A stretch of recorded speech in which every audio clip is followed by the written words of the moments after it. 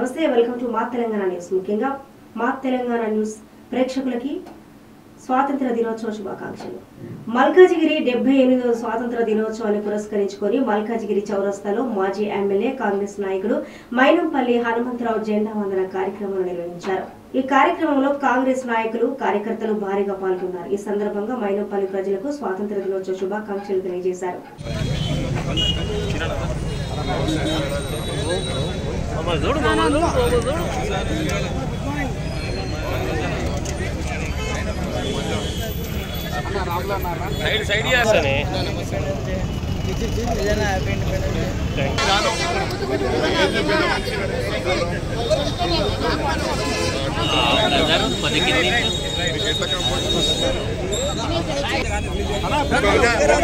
జర్ర ఎన్నుకోవాలి ప్లీజ్. దాసానా నువ్వు కొద్ది ఎన్నుకోవు, వీళ్ళందరూ సెట్ అవుతుంది.